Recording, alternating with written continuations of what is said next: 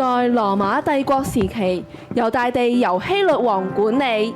在拿撒勒城裏，有一位童女瑪利亞被許配給大衛家的約瑟，但還未迎娶。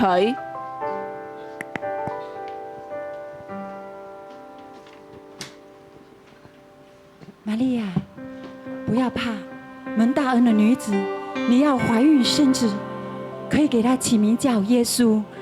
他要偉大，成為至高者的兒子。主神要把他主大衛的位給他，他要做雅各家的主，直到永遠。他的國度永無窮盡。我還沒有出嫁，怎會有這樣的事情呢？聖靈要在你的身上，至高者的能力要蔭庇你，因此所生的聖者必稱為神的兒子。我是主的使女，情願他的話成就在我的身上。瑪利亞的未婚夫約瑟是個義人，不願明明地羞辱他，想要暗暗地把他休了。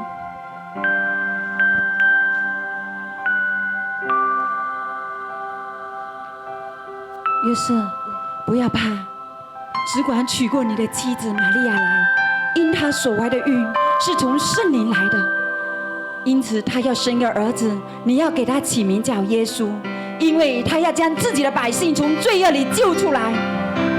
我明白啦，既然呢一切係出自於神嘅，咁我就如此行啦。該撒亞古士督，即當時的羅馬皇帝，有旨意下來，叫天下人民都報名上冊。約瑟從拿撒勒上猶太去，到了大衛的城伯利恆。瑪利亞，瑪利亞，我哋要堅持住啊！記唔記得先知彌迦曾經講過，伯利恆以法他啊，你喺猶大諸城中雖為小，然而將來有一位要從你而出，佢要喺以色列地作掌權嘅。我腹中的孩子就是要應驗預言中的那一個。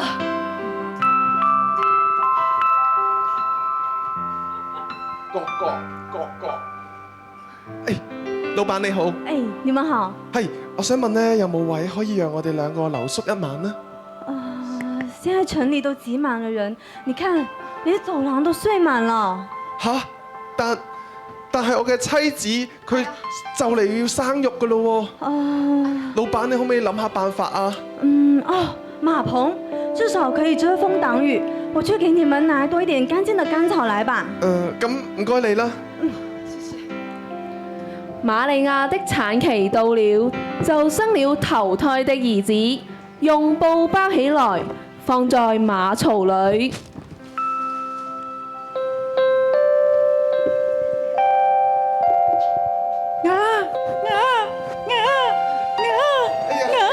好可愛嘅 BB 啊！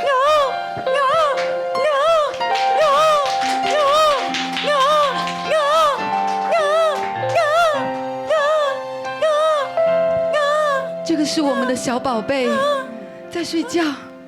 睡吧，小耶穌，我親愛的救主，快快睡吧，快快睡吧，小耶穌，快快睡吧，世界的救主。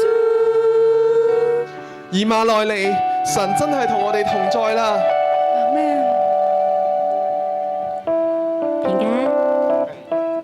哇，我感覺今天的天特別的日常。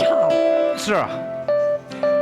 你看，今晚特別的明亮。對呀。特別是中間那一顆星。是啊。你看到了沒？看到了。今天晚上特別明亮，是在預表什麼呢？像在主耶穌，像在預告我們什麼事情？是的。可能是在向預表什麼大事吧？對。我們要想一想。是。牧羊人，不要懼怕，我報給你們是大好的信息，是關乎萬民的。今天在大衛的城裡為你們生了救主，就是主基督。你們要看見一個嬰孩包着布臥在馬槽裡，那就是記號了。在至高之處，榮耀歸於神，在地上平安歸於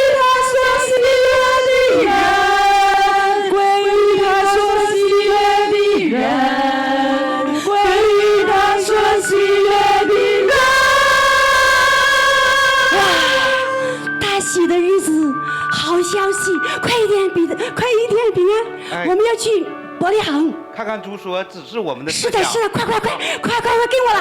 好，當希律王的時候，耶穌生在猶太的伯利恆，有幾個博士從東方來到耶路撒冷，參見希律王。奴才不敢。今日我哋嚟係有事相求。聽說嗰個生下嚟就做猶太人嘅王已經出世啦，我哋好想去朝拜一下佢啊！猶太人的王，祭司長文士，係。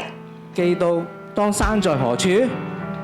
猶大地的伯利恆啊，你在猶大諸城中並不是最小的，因為將來有一位君王要從你那裏出來，牧養我以色列民。博士們，係。你們也去找那男孩，找到後來告訴我，我也想去探訪他。知道啦。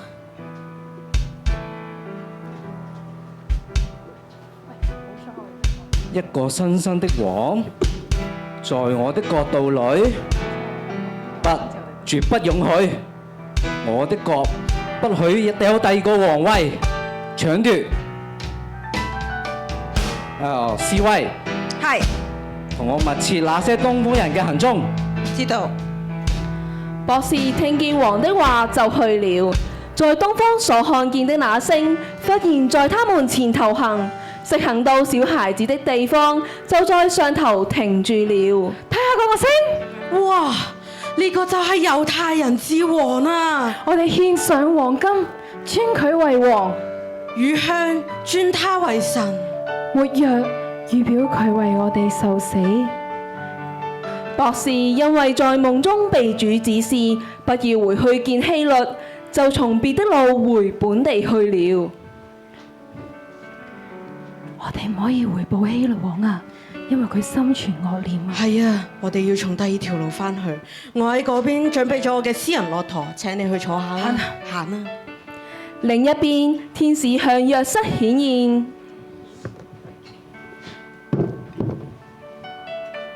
約瑟，不要懼怕，起來，帶着小孩子和他母親逃往埃及去，因為希律必尋找小孩子，要除滅他。起身啦，起身啦，瑪利亞，我哋要快啲起行啦！我哋要主的使者走先得。這麼說，我們就應當遵行。走啦！希律王宮殿，什麼？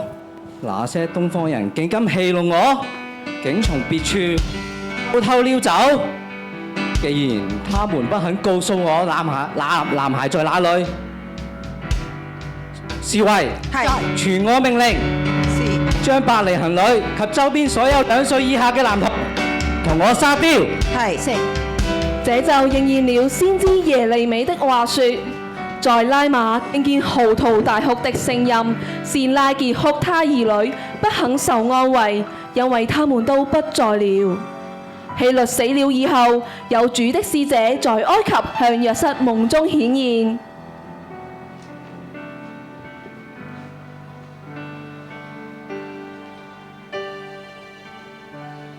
約瑟，不要懼怕，起來，帶着小孩子和他母親往以色列地去，因為要害小孩子性命的人已經死了。哦，太好啦，太好啦！起身啦，起身啦！我哋卒之可以翻以色列去啦。可是我聽說希律的兒子亞基老接替他的父親做了猶太的王，我仍然害怕。不要怕，往加利利去，到一座城，名叫拿撒勒。這是要應驗先知所說，他將稱為拿撒勒人的話了。耶穌在拿撒勒長大，神的恩與他同在。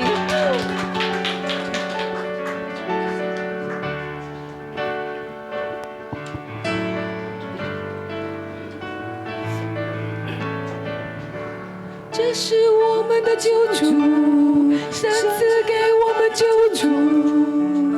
佢要將佢嘅百姓由罪惡之中拯救出嚟。我們見證神榮耀的顯現。我哋從遠處嚟朝拜真君，在至高之處，荣耀归于神，在至高之处，荣耀归于神，荣耀归于神，荣耀归于神。